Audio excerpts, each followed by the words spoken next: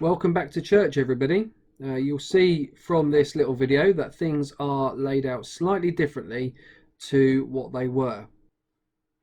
As you come in, you will need to sign in. If you are attending the prayer sessions or worship, we will have a list of those people in our church and we'll be able to take your name and tick that you are here. We are obviously doing this for the test and trace purposes. The facilities are all labelled on every door as to how many people can be in that part of the building, whether that's the toilets, the kitchen, or in this instance, the foyer. You'll see there is a capacity number on the wall available on the signs. There are plenty of sanitizer stations all around the building, and we encourage you to use these if you touch any surfaces in the building. As you will see, there is a sanitizer as you walk into the main hall. This is set out socially distanced with 2 meters.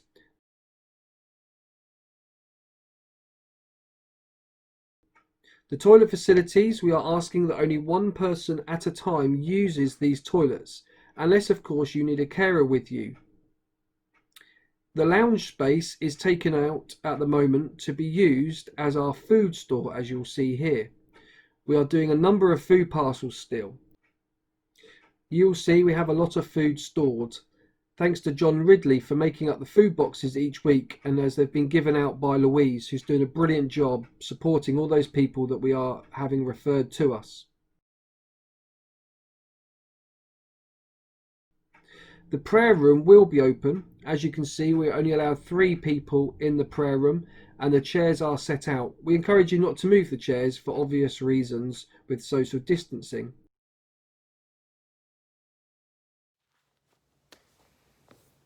So as you've seen, things are a bit different, and things are going to be different for a little while yet.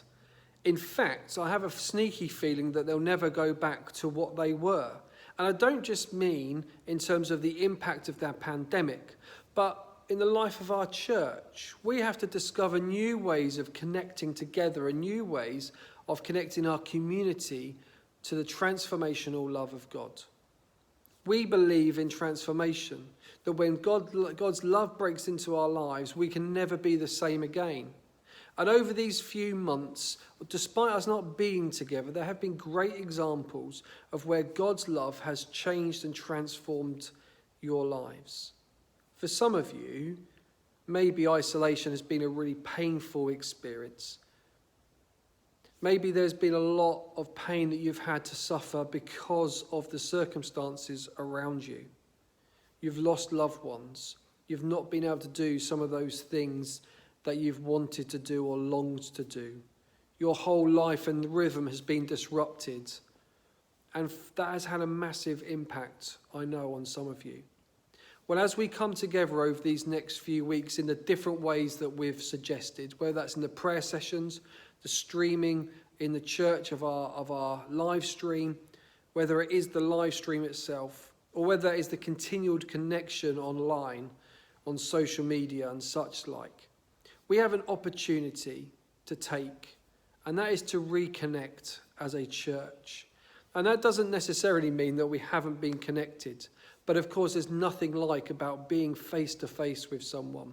And again, at the moment, that feels like a very difficult and potentially harmful thing to do, as the guidelines suggest. So we have to tread carefully. We have to be respectful of one another, not thinking, well, they don't want to talk to me, because the reality is the social distancing rules are going to be in place inside our church as they are outside of our church. We need to be sensitive to one another's experiences of lockdown. And first of all, can I encourage you to listen and listen and listen? Hearing what other people have to say and their experience will be such an important part of the healing process as we come out of lockdown. Now, I say that carefully because we know that it isn't quite done yet.